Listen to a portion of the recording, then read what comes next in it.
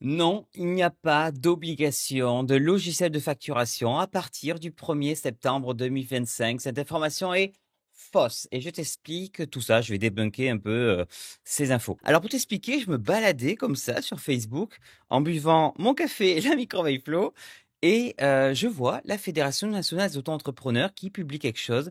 Logiciel de facturation en obligation dès le 1er septembre 2025. Alors moi j'étais comme ça, je me suis dit quoi? C'est quoi cette histoire-là? Depuis cette date, toute entreprise redevable à la TVA et utilisant un logiciel de facturation ou un système de caisse doit obligatoirement recourir à un logiciel certifié ou en cours de certification. Bref, s'il n'y a pas, il faut absolument avoir un logiciel. Et comme de par hasard, nous, on a notre logiciel qui est actuellement en cours de certification. C'est un peu petit. Alors, est-ce que c'est une erreur d'interprétation de la loi ou là faire attention logiciel non certifié pour mettre en avant son logiciel ou est-ce que ça a été fait exprès? J'en sais rien, mais moi je vais t'expliquer un peu la situation. Donc, je vais aller sur les sites fiables, c'est-à-dire là il y a France Nub qui parle de caisse enregistreuse et logiciel de caisse, des solutions numériques indispensables. Et il y a surtout ça. Fin des logiciels de caisse auto-certifiés, vérifiez votre conformité.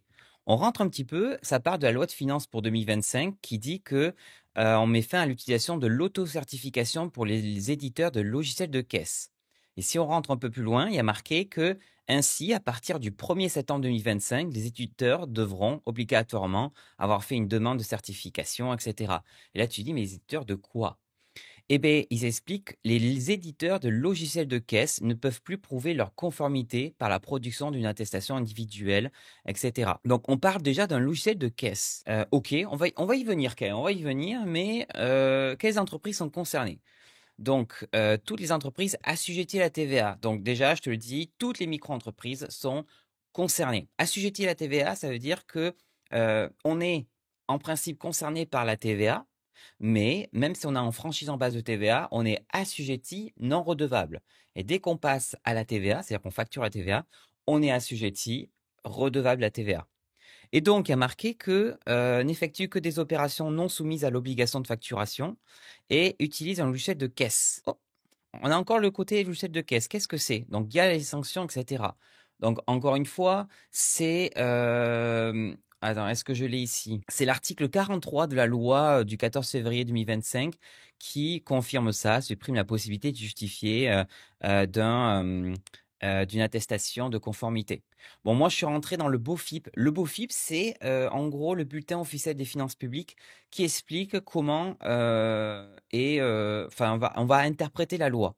Ils expliquent un peu l'obligation d'utilisation de logiciels ou systèmes de caisse certifiés. Et attention, là, quand on voit ça, c'est logiciel de caisse ou système de caisse. C'est pas logiciel et système de caisse. C'est logiciel de caisse ou système de caisse certifié. Et on rentre un petit peu dedans. Et là, il dit, c'est quoi? Un logiciel ou système de caisse est un système informatique doté d'une fonctionnalité de caisse, laquelle consiste à mémoriser et à enregistrer extra-comptablement des paiements reçus en contrepartie d'une vente de marchandises. Ne sont pas considérés comme enregistrés extra-comptablement si le logiciel déclenche obligatoirement, instantanément, automatiquement, sans intervention humaine, une écriture dans le système d'information comptable. Là, tu dis, Florian, tu nous fais mal à la tête, j'ai pas compris. Ben, je vais te montrer. C'est ça. C'est ça, un système de caisse. Voilà, c'est tout simplement ça. Vous voyez, les caisses enregistreuses.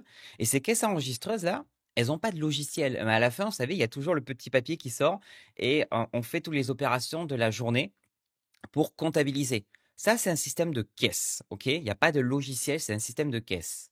Et après, vous avez des caisses enregistreuses comme celle de ce meuble que vous voyez là qui va pas délivrer directement de petits papiers, mais qui va enregistrer avec une caisse, vous savez, pour mettre les espèces, etc., les chèques. Et là, il y a un logiciel de caisse. Voilà. Et ça concerne que ceux qui utilisent ça, pas les logiciels de facturation. Et je vais vous le préciser. Je suis désolé, je suis un petit peu remonté parce que moi, je voulais boire mon café tranquillement. Je descends un petit peu. Ta ta ta ta ta. Déjà, c'est précisé dans le BOFIF, les terminaux de paiement seuls, donc les SumUp, tous les Revolut Pay, etc., tous les petits là, ces petits trucs là. Ça, c'est pas concerné. Ou les prestataires de services de paiement sont exclus du dispositif. Prestataire de services de paiement, c'est quoi? Stripe, PayPal, voilà.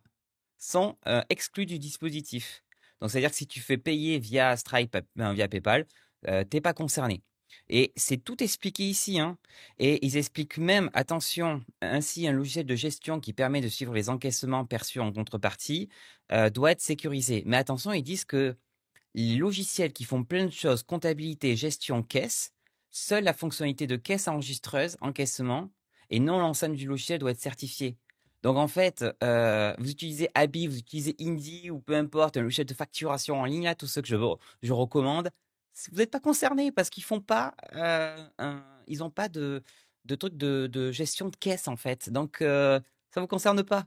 Bref, ce qu'il faut résumer, c'était que avant le 1er septembre 2025, tous les éditeurs qui faisaient des logiciels de caisse ou qui faisaient des caisses qui pouvaient enregistrer sans logiciel directement pouvaient s'auto-certifier en disant je suis conforme, anti-fraude TVA et tout, mon logiciel est super conforme, etc. Eh bien, la loi qui vient de passer, en gros, à partir du 1er septembre 2025, donc là déjà, ces éditeurs ne peuvent plus s'auto-certifier. Ils sont obligés de passer par un organisme comme l'AFNOR, etc., pour certifier avec, vous savez, les normes, la NF, machin chose, pour dire que le logiciel est conforme anti-fraude, enfin le logiciel de caisse ou le système de caisse est conforme anti-fraude TVA. Donc ils peuvent plus l'auto-certifier, ils peuvent seulement utiliser un organisme, enfin passer par un organisme indépendant qui va leur dire oui ou pas s'ils sont certifiés. Et ils ont, je pense, jusqu'au 1er mars pour soit, en gros, dire je suis en cours de certification, mais à partir du 1er mars 2026, s'ils n'ont pas eu la certification, on ne peut plus les utiliser normalement. Bref, panique pas, la prochaine échéance que tu vas avoir, c'est la facturation électronique. Et encore une fois, il n'y a rien pour 2025. Pour 2026, il va falloir avoir un logiciel de facturation pour pouvoir recevoir les facture de certains logiciels professionnels que tu vas avoir, Zoom, Canva, etc. et tout. Tu devras passer par un genre de logiciel pour recevoir leurs propres factures. En gros, c'est les factures entre professionnels. Et à partir de 2027, tu devras utiliser ce même logiciel ou un autre pour pouvoir émettre des factures à ces professionnels. La facturation électronique, je parle bien que la partie facturation, ne concerne pas si tu factures des particuliers. Il va y avoir ce qu'on appelle le e-reporting, qui est encore autre chose. Et ça, je t'en ferai des vidéos. Dis-moi si d'ailleurs ça t'intéresse, la facturation électronique, le e-reporting, etc. Et je te ferai des vidéos sur le sujet. Mais là, 8h52, jeudi 18 septembre, je voulais juste réagir sur ça. Voilà, je voulais mettre un petit peu les idées au clair. Et je trouve pas ça cool de faire des gros warnings comme ça, sachant que je suis en train de regarder leur logiciel. J'ai pas l'impression qu'ils fassent système de caisse leur logiciel. Je suis en train de vérifier, mais de vente et d'encaissement, mais il n'y a pas de système. C'est pas un logiciel de caisse. Donc en fait, voilà, je trouve ça un peu dommage de le faire. Peut-être c'est une erreur d'interprétation de leur part, mais voilà, au moins je rétablis la vérité. Je mets toutes les sources des beaux feeds, d'articles de loi, etc. en description de cette vidéo, et je te dis à très bientôt pour une nouvelle actu. Salut, ciao.